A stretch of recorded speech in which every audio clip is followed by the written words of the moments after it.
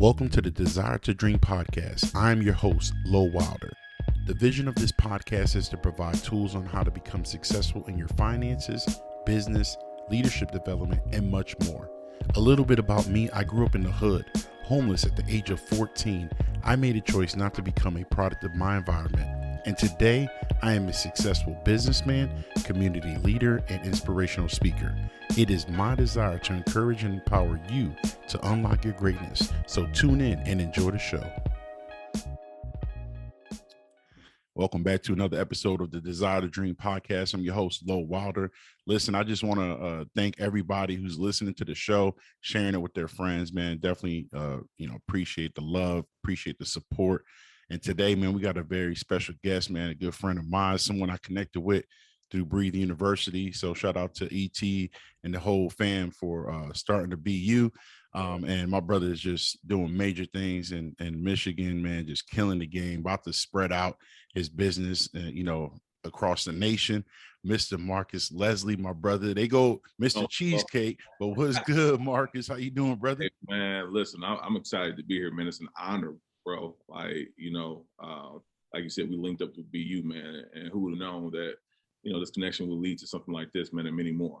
Right. Absolutely, brother. I always said, man, the day that I joined BU, there was just right in the beginning, you can see those people that you're like, yo, I want to connect with these people. Like, it's a family, it's a community, and all, as a whole, we all, we're all your unit, but there's just certain individuals you're like, yo, this dude, man, I can just see it, man. I can see, from your spirit, the motivation, man, you get on there, man, the raw, like, I was like, yeah, this is going to be my dog. Yeah, man. Like you said, shout out to ET, man. I still think, man, a lot of people know of him and know him, man, but there's more that need to know, man, especially in our hometown in Lansing, man. Mm-hmm. Well, that's not my hometown. I'm from the D. Yeah. Hey, he's from the D, so yeah. Yeah. I'm thinking both from D, but I'm saying I had to make the distinction. I love Lansing. That's home. Right. The west side of Detroit, those streets raised me. That's what's up. Yeah, man. But BU was I didn't know what to expect going into it.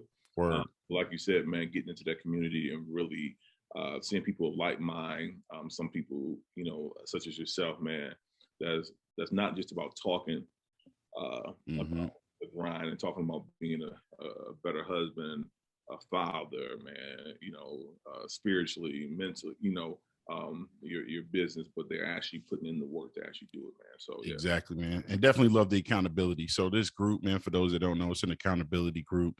We get on the calls at 6 a.m. Everybody shares their quarter goals, and we basically hold one another accountable. Man, there's some people doing some major things, bro. It's amazing to see the variety of individuals, but we're all connected to this one thing, and that's just excellence, striving for excellence, striving for getting better, and we uplift one another and hold each other accountable, man. So definitely shout outs to ET. With that, man, what was your first experience with Eric Thomas? Like, when was the first time you discovered him, or he discovered, you just came across his material? Man, it's kind of crazy how things come full circle, man. Growing up, I grew up Kojic, man, for all my church kids, man. My dad's a pastor, so I'm a PK, right? With one of my best friends, man, raised Seventh-day Adventist. And so I think my first encounter with him was actually at a youth camp meeting. But, I vaguely remember that, and then slowly on moving to Lansing, because I used to sing in the youth choir not the youth choir, but you call that the community choir. Right. Okay, I didn't know you had the vocals, bro. Oh, me. Yeah, don't let me. I mean, so we ain't gonna do that on the Yeah, I got you. But moving to Lansing, man, so I did a few things, man. I have a couple lives, right? So it's stage plays, and so I think I officially met him, but didn't even really know who he was, right? Because he was coming out to the stage plays we were doing when Love Goes Bad, and then just slowly just seeing him from afar. They're like, oh man, I know dude, he on YouTube, man, right in Lansing. So we just kind of, I won't say develop, a relationship, but a relationship in a way to where, you see him, I know him, me, man. We just chopping up and really respected his, his transparency. I respect it, and I still to this day respect it that he is who he say he is. Right. as a person. This is before he blew up, right? So exactly, that was my introduction. So I remember telling him recently at one of the conferences, man, that you know, I didn't know I needed this. I didn't know I needed to be you. I didn't know I needed a, you know, a motivational speaker, because I was strictly on, you know, I'm a PK girl from old school. So, you know, just go to church, listen to the preacher, and that's it. And even though he's a preacher and he's a pastor in his own right, he added value. His whole team, man, him, CJ, Carl, man, Jamal, man, like word. Shout out to the team, and the squad is fire. I used to listen to it. I remember I started listening to this stuff and I downloaded it on the iPod, man, when that was still popular. Right. I would start listening hard back in 2015, I think, or 2016. And I would stop listening because I always tell people ET will make you feel like you can fly, and then it picks you up at the same time. That you like, man, right, I should be doing this. Like I remember he said one time, like, you ain't, you know, it's not that you don't understand math, you just ain't studying hard enough. And right, yeah, I remember that one. I'm like, ugh, man, he getting on my nerves. You know what I'm saying? Right. But once I realized, and God was like, I was like, God, man, I need someone to pour into my life. Somebody that I'm going to look at as an example. He said, you got to start listening to the podcast. It's literally, you know, what he told me. And so 3 years ago, and the rest was history, bro.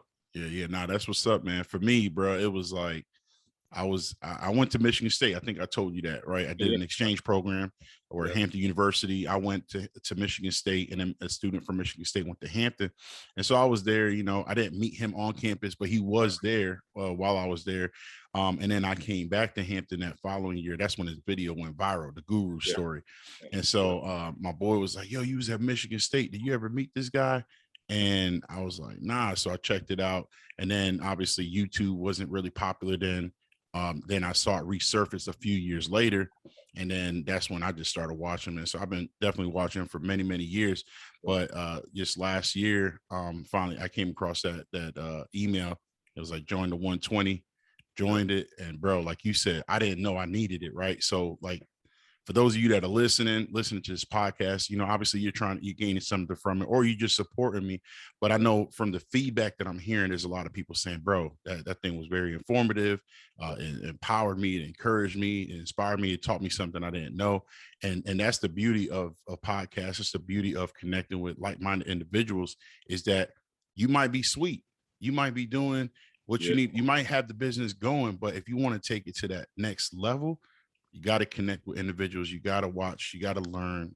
So that's definitely a motivating in itself. But without that, man, you know, you're from Detroit, right? So share with everybody a little bit about your background, you know, your upcoming, man, and kind of what led you to where you are now. Yeah, man. You know, from West Side of Detroit. Shout out to all my West Siders, East Side. Y'all get a little bit of love. You know, man. Just grew up, born and raised there, man.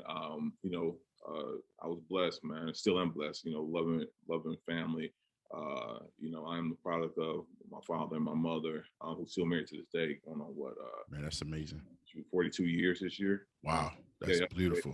42 years this year, man. And so my examples, man, I'm the oldest of 5. I got 4 sisters, man. So, you know, it was a little rough for me growing up, man. I bet, man. You know, so, I mean, you know, yeah, man, I grew up in a, you know, a decent neighborhood, man, but, you know, just being in the heart of a city, man, where you got a lot of stuff going on, where, you know, it was almost like a bubble. You know, you hear ET talking about, you know, Herman Gardens. Like my old church was across the street from the Herman Garden. We used to go witness in the Herman Garden, man. Like, those from the city know the Herman Garden, especially back in the day, wasn't nothing to be played. Right. And so, man, I learned a lot, man, from my pops, man, just seeing him go out and grind daily, provide for us, man, putting us in school, trying to make sure that we stayed out of trouble, right? And, you know, I just remember, you know, getting into trouble because I made decisions that I decided I wanted to do, man. You know, I didn't have to make these decisions. You know, my dad talked to me about staying away from drugs and going out and getting wild in the streets, man. So about, you know, 18. So I ended up going to MSU, graduated from college, went to MSU, got kicked out my freshman year. Wow. Yeah, academics, man, you know. Which by the way, just a pause real quick, man. The academics at Michigan State is crazy. I've never seen anything like it. For those of you that don't know, it's not like you get an A-, A+, a B minus. Like they go by 3.0, 2.0, Oh, yeah. 1.0. I was like, wait, hold on.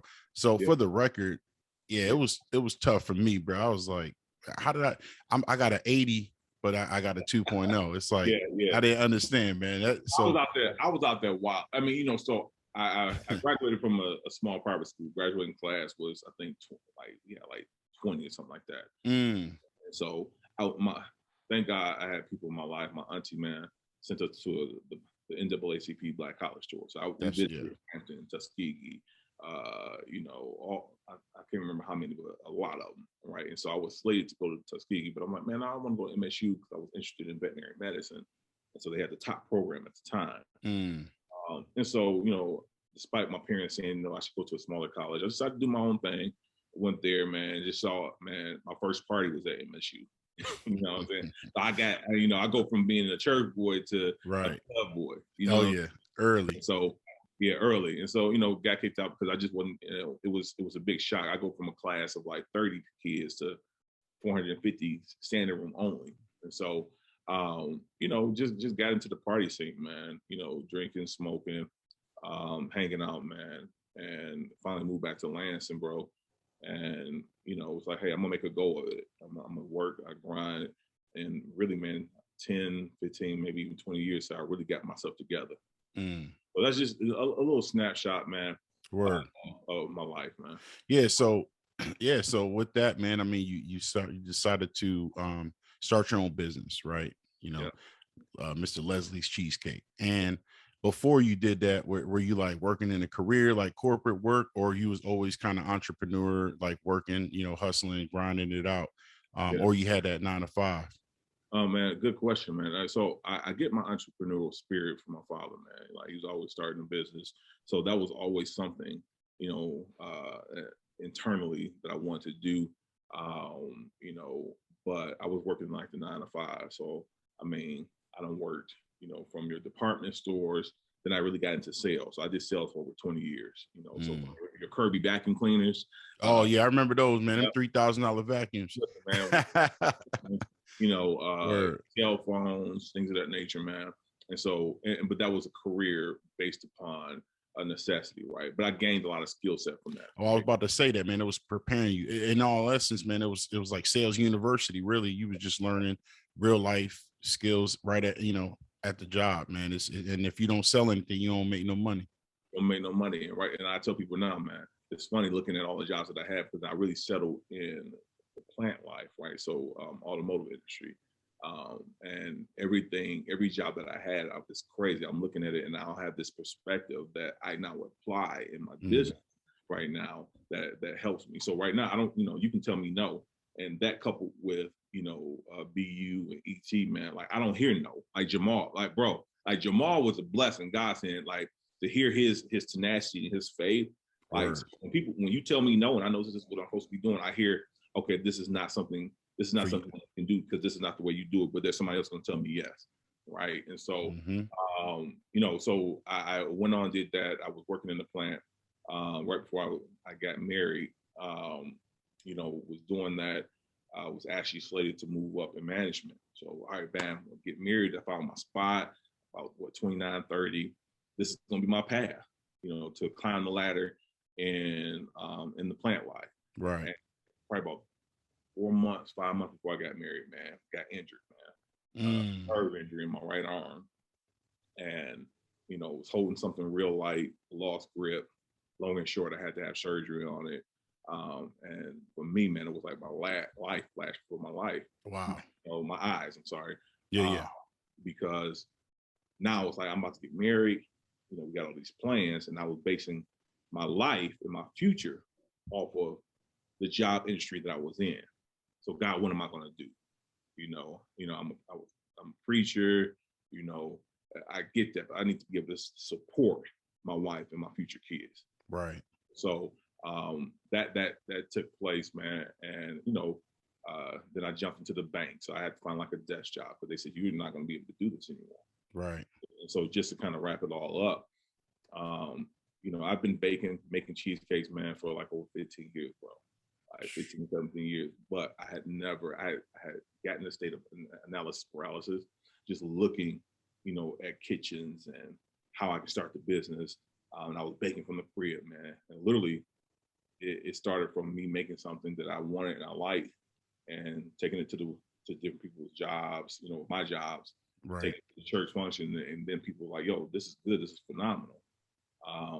And I officially, it wasn't until 2019, bro, I'm almost ashamed to say it, that I got like serious about it and was like, you know what, I can make this happen, bro. Yeah, man, that's fire, bro. And the testimony is real, because I can only imagine where you're about to get married and you're like, I got this career, I'm about to make this thing work out, and then boom, this injury happens. It's a minor setback before a major comeback, because now look at you, you have a successful business. And bro, you're gonna make me fly out there to try this cheesecake. I'm not gonna lie, because I've been seeing these pictures and I'm like, and I love cheesecake, bro. And I'm like, bruh, like I told my wife, she doesn't really eat cheesecake like that, but I'm really like, yeah, I'm about to fly out there. Though, man. We're gonna make her believe. Hey, we're gonna make it. Hey, that's right, man. But man, that's what's up, bro. Because I know a lot of people that are listening to this podcast, they're either entrepreneurs or they're bridging they're building that bridge from career to entrepreneur to career to business, right? And so I always tell them, man, you have to create a plan, right? Because you listen to, and no, nothing against Steve Harvey, like, take a leap of faith and jump out the plane and worry about your parachute later. And I'm like, bro, you can try that. And sometimes it worked for some people, man. But when you have a family, especially for the husbands, right? If you have a wife, right? Women want security. And if you go home and you tell your wife, like, hey, babe, I got this idea, I'm about to start Cheesecake. I'm about to open up this thing, and I'm quitting my job. She's gonna be like, wait, hold on, like, what's going on? So you have to create the plan, right? Yeah, you do. I mean, you hit the nail on the head, bro, because it was actually my wife who looked at me and said, you got to quit your job. Right? But she would not have been able to do that if she didn't see that. We were just talking in the podcast we just wrapped up about that consistency, right? That consistency. I just posted this on my timeline, like, yeah, I just saw. Yep. Right. And so I've been doing the same thing. And so once I made a decision to get serious about it, she wasn't holding me back. She was like, yo, you need to go. I joke and say she married me for my cheesecake. I remember we were dating. I gave her this peach cobbler cheesecake, boy, and she was like, yo, she said, this is fire. She said, my wife told me, see, you got to get somebody on your team that's about that life, right? She told me this is gonna make you a millionaire. And to the fact that, we really big on like doing gifts when we first got married, because we wanted to be superficial. But for Christmas, I'll never forget, she got me while we were dating, some mixing bowls. So she not only talked about it, but she invested in it. What she saw in me, man. And so powerful, man. So the thing that I'm doing right now, man, that consistency, man, it's paying off, bro. Like literally, like I said, I was going through a path, and that path didn't work out. And so once I made that decision, right, to say, okay, I started slow, man. Slow, smooth as fast. I would go on the weekend. So, or go during the week after I got off of work, bake a little something, freeze it, do pre-sales, and then hold my sales on Saturday, because I want to have some guaranteed money coming in so I can pay for the space that I was using. And over the course of, now mind you, I was doing it in the crib as well. So because I was consistent in what I was doing and I value my customers, those customers, this free game right here, guys, like, those customers then followed me from my crib to one part of the commercial kitchen to the other side of the commercial kitchen where I became a tenant to the grocery stores. And they began to sell my product for me, man. That's what's up. That's God's so good, bro. I got employees of the grocery store. I'm walking up in the grocery store. Oh yeah, I just sold 10 cakes for you. They don't develop the whole sales pitch. Like real talk. Right. They don't develop. I had customers tell me, they didn't develop the whole sales pitch to get people to buy my cake, because they believed in the vision, just like I believe in the vision, bro. Yeah. That's what's up, man. Yeah, dude, that's fire, man. And you hit something on the head with the investment, the wife investing in your business. If you don't have that partner, like when you get married, you got your life partner, man, your partner has to believe in you, because, and this is going to transition into this next phase with entrepreneurship. Like a lot of people, you know, it's not easy, right? When you was out there selling Kirby vacuums, because my cousin did that, and I would try to help him out. Like, you know, you get, no, I'm good. You spending 30 minutes, an hour driving, wasting gas, wasting time. When you started out, I'm sure you faced some challenges, right? You know, you had a great product. You know that you're a man of faith. You know that you're a great person. You providing the service, but you're going to hit some rough patches, you know? So talk a little bit about that to encourage and motivate the individuals that want to start that business, that may be facing like, nobody wants to buy my product. Nobody wants to buy my service. You know, who, I mean, like I told this one person, she was in business, and, you know, I was walking in, she was walking out before her hours were supposed to be up, like for us, you know, she was opening the sale and to the public. And I'm like, yo, what's going on? Ain't nobody come, man, boom, boom. You know, and I told her, I said, listen, if you're not willing to work harder than you did on your 9 to 5, kind of close the shop. A lot of people get into business thinking that this is something that, oh, it's gonna be easy. I'm the boss. They in love with the title of being the boss. And we hear, you know, in our community, we talk about the process. It's the process that you have to really fall in love with, man. I can make cheesecakes for free. Right. I can mentor for free. I helping young men, helping families, helping husbands. I do that without getting paid. So much so my wife was like, yo, hey, you don't need to start charging some folks. Right. Talking to this person every other week, every other day. You see what I'm saying? And so you can take your passion and your love and continue to do it. And so if you have to get in your mindset, you it's not if, but it's when we'll have challenges. When I have challenges, because it's not a matter of if you're going to have. Because some customers are not going to show up. They're going to purchase products and not pick them up. They're going to give you a bad review, even when you know you did everything you're supposed to do. The vendors that you purchase from, you know, right now we got a shortage of graham crackers. We got a shortage of cream cheese. We got a shortage of, literally. Never have you seen me post on my post on Facebook or IG, oh man, I don't know what to do about this gas price, this, and they saying that I gotta wait this. Bro, I'm in Myers. Some of you might not know about Myers or Kroger's or Walmart. I'm buying a bar of butter. Boom. I remember we had, I have a 20-quart mixer, floor stand, right? We just invested into getting an 80-quart, man. I can't wait till that bad boy get ready. But I remember in the other kitchen that I was in, man, one of my mixers, the kitchen, I didn't have my own mixer at the time. So part of the agreement, we were in the accelerator kitchen where, incubator, which they provide everything for you. That mixer was broke. So now I got about 200 cakes that I got to make. Nobody notified me, right? From the kitchen that it was down. So now I got my little KitchenAid, the counter, right? And they had a little one, boy. And so the cat that was working in town was like, what are we gonna do? I said, we about to make these cakes, one batch at a time. Love it. Right. So I could have, what am I gonna do? But when that opposition came, I had to learn how to pivot, look at my surroundings, and I'm gonna either call up the customers that I'm supposed to be providing cheesecake for and say, hey, it ain't coming through. Or I can stay up for an extra 6 hours or 8 hours to produce the product that they're waiting on. Now, my profit margin in that instance, because it's outside of my control, might go down.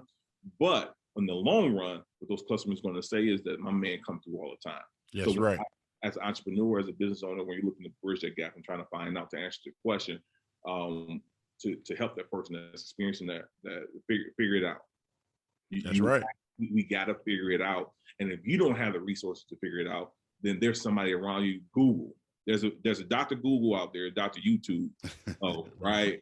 And I tell people all the time, that's what I do, man. So yeah, that's fire, bro. Because you hit something on there, and I don't want that to pass by. But basically, you have to figure it out. When you're facing adversity, you can't just make an excuse, bro. Because like at the end of the day, your customers is expecting the product, right? And so if you mess up one time because something happened, you might lose half of your clients.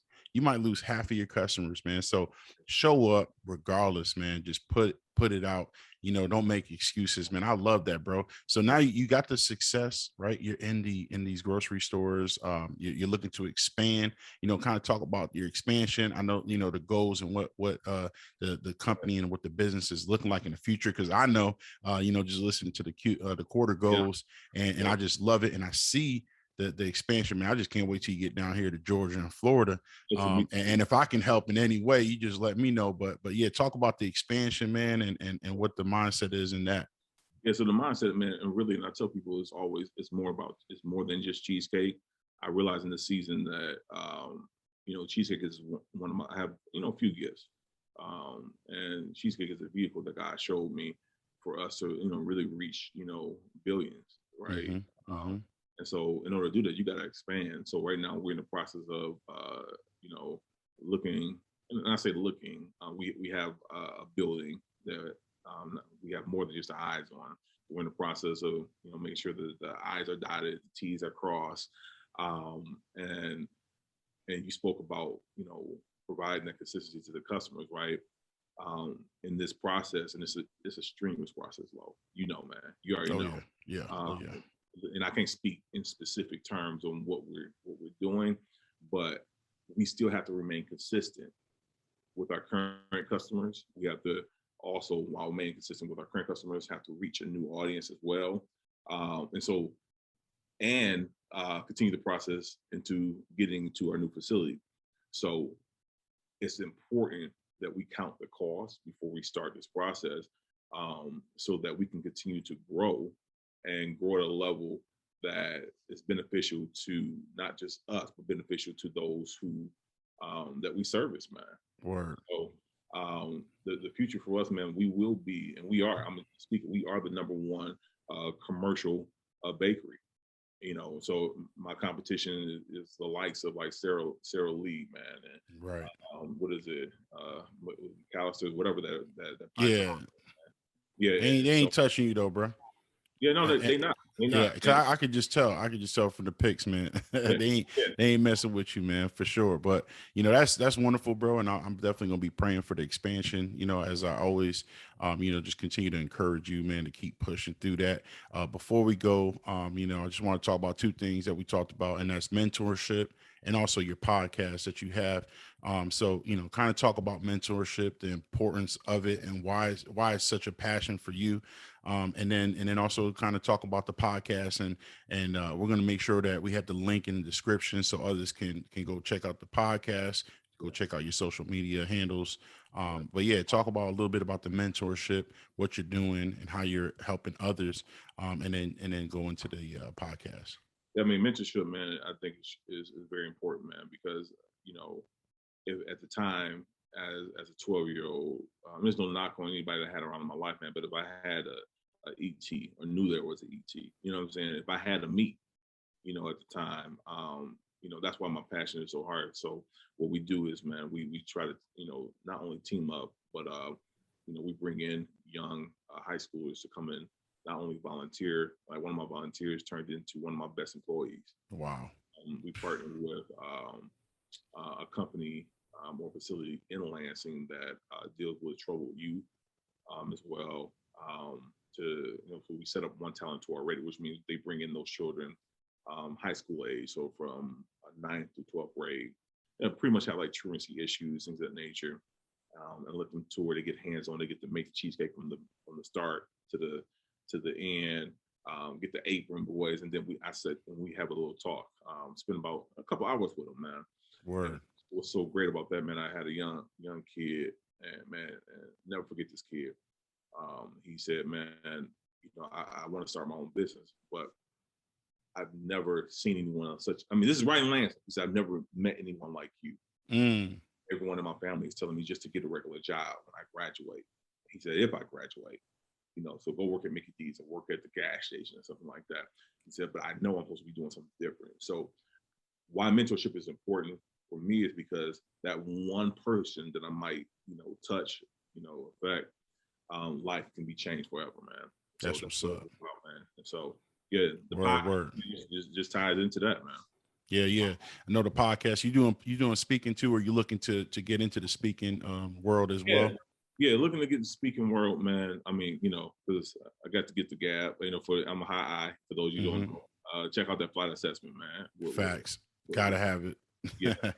And so, I mean, I've done my share of speaking, preaching, things of that nature, but really looking, and this is something, man, over 10 years ago, my wife, we talked about, like, that's the gift that you have, but never really again until really getting with, understanding that this is a part of what God wants me to do, man. So, yeah, with the podcast, I was slated to already start my own podcast. So when these brothers approached me, a couple of my guys, it's called the Right Mentality Podcast. So we focus on, being a father, a husband, a business owner, and definitely being that, and being Black as well, and being a believer as well, how that affects our life in general.